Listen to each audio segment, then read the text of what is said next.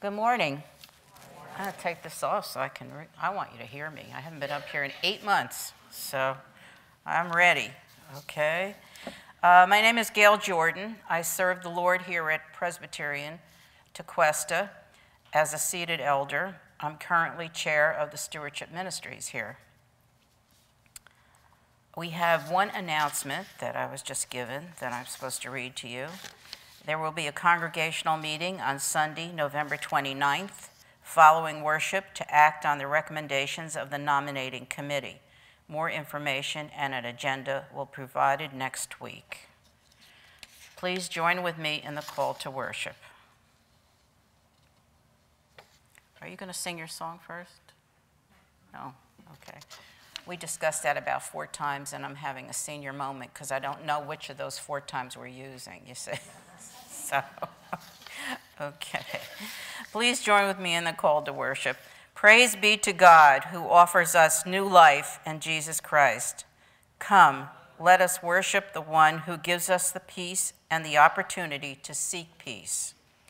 Praise be to God.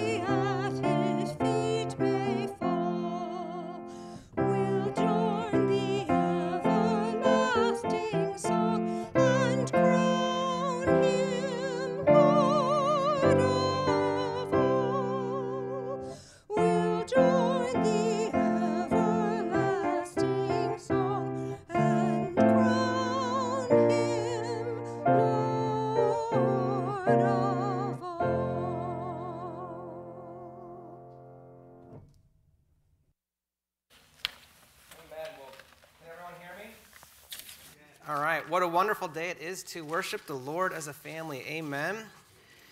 I'm Pastor Dan. I'm the pastor here. Gail, I'm Pastor Dan. I'm the pastor here.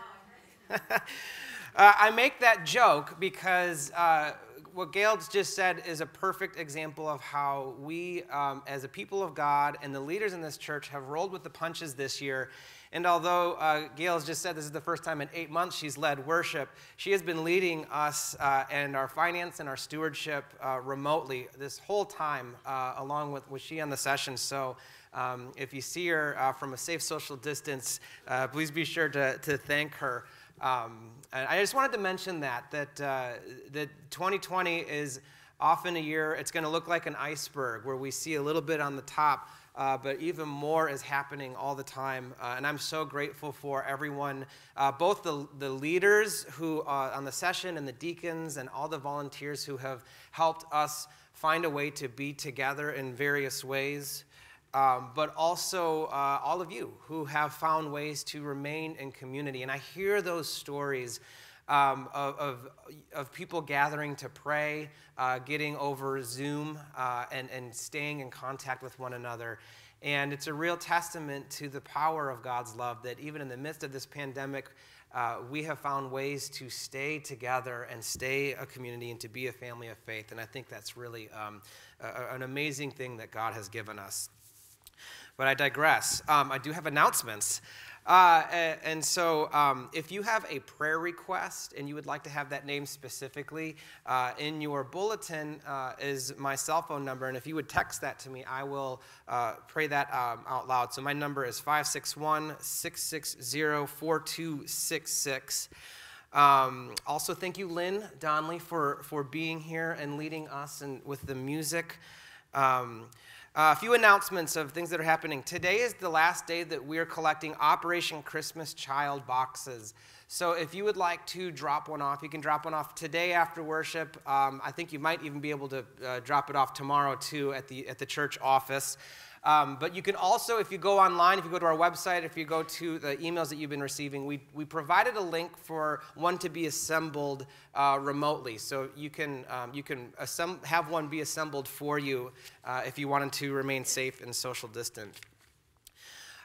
We are also starting a really quick ministry to support the Real Life Children's Ranch.